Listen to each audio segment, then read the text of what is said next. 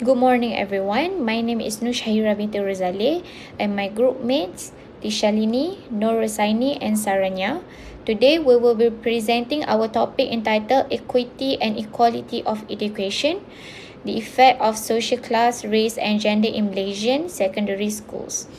In this presentation, we will discuss the concepts of equity and equality in education, the role of schools in socialization, and how factors such as social class, race, and gender influence students' educational experiences in Malaysia. Before we begin, let us look at the title of our presentation. Education is considered a fundamental right for every student. However, not all students experience education in the same way. Some students may have advantages because of their social background, race, or maybe gender.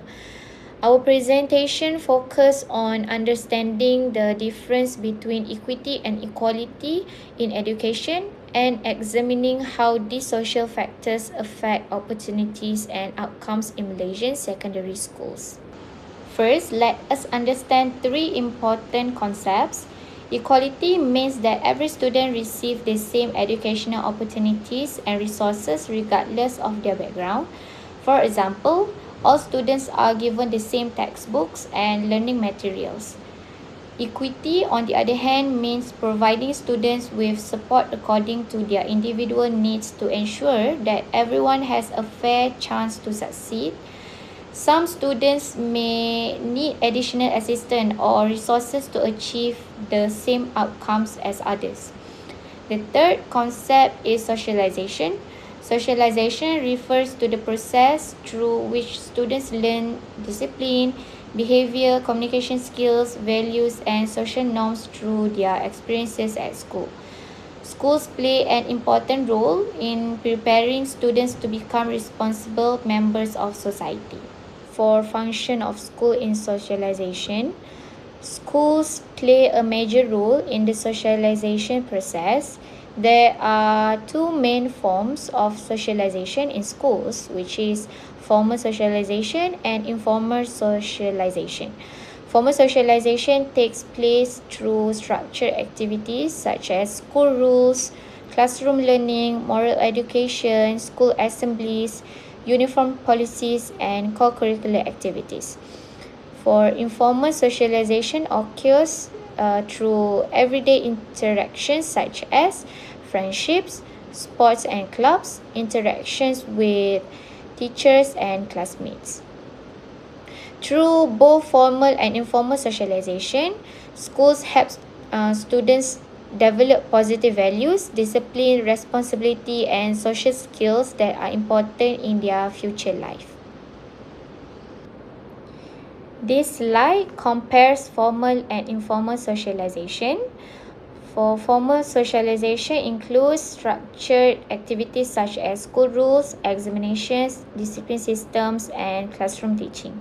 These activities are organized by the school to guide students' behavior and learning. In contrast, informal socialization happens naturally through friendships, peer influence, sports activities, and participation in clubs. These experiences help students learn communication skills, teamwork, and cooperation.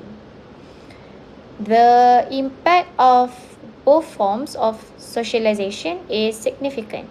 They help students develop discipline, confidence, teamwork skills, and positive social behavior. Together, formal and informal socialization contribute to students' personal growth and social development. Next, we will look at cultural transmissions in schools. Schools play an important role in preserving and passing culture from one generation to another. In Malaysia, this can be seen through the teaching of Bahasa Melayu, history, moral education, and Islamic education. Schools also promote unity through cultural celebrations such as Hari Raya, Chinese, and Deepavali. These activities help students understand and respect different cultures and traditions. Therefore, schools are not only places for academic learning but also important institutions for maintaining national identity and social harmony. So we go move for the next slide. This slide explains the effect of social class on education. The case study of SMK Pangni Sabah shows that rural students often face challenges such as weak internet connection, lack of devices, and financial difficulties. Students from B40 families usually share devices, have unstable internet access, and receive less tuition support. In contrast, students from M40 and T20 families often have personal laptops, stable internet, and more educational opportunities. As a result, urban students generally have better access to education compared to rural students. This shows how social class can influence students' learning experience and academic achievements. Malaysia is a multicultural country, so students come from different racial and language backgrounds. Some challenges include language barriers, racial grouping, and stereotypes.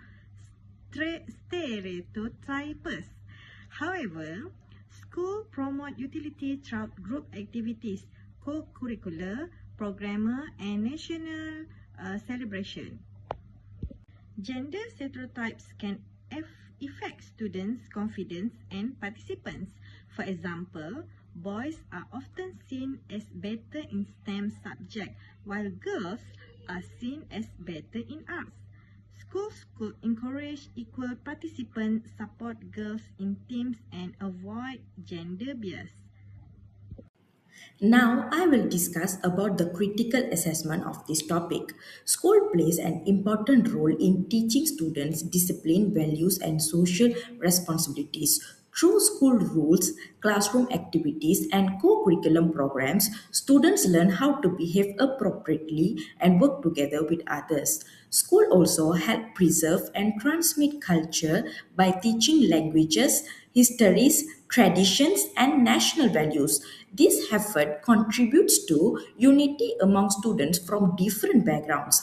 However, this positive contribution, educational inequalities still exist. Students from rural areas often face set challenges such as limited internet access, fewer educational resources, and less exposure to learning opportunity.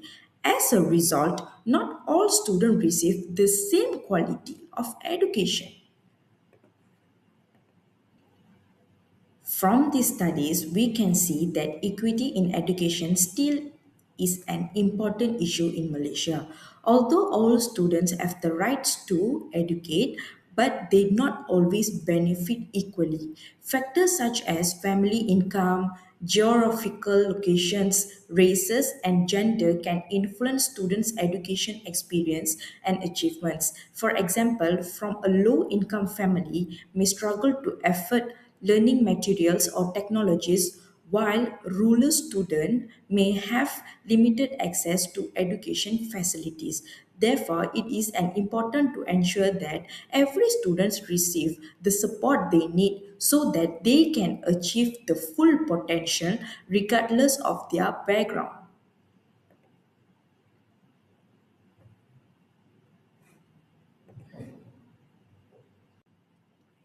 Based on our findings, several improvements can be made. Firstly, the government should continue improving internet connection in rural areas and provide digital services to students who need them. School facilities should be also upgraded to ensure the conducive learning environment. Secondly, schools should promote inclusive educational by creating a safe and supportive environment for all the students regardless of race, gender and socio-economic background. Teachers should also be trained to recognize and reduce bias or discrimination in the classrooms. This effort can help create a more equitable education system.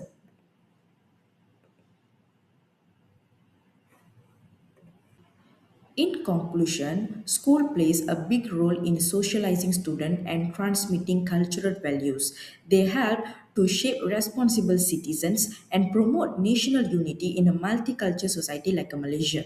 However, our studies show that social class, race, and gender can still affect educational opportunity and outcomes. These inequalities need to be addressed to ensure all students have an equal chance to succeed. Therefore, education should be fair, inclusive, and accessible to every student regardless of their background.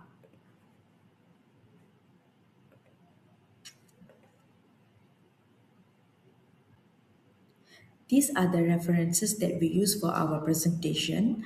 Thank you for listening to our presentation. That's all from our group, and we hope that this presentation has provided a better understanding of how school contribute to socialization, culture, and transmission and educational equality in Malaysia. Thank you.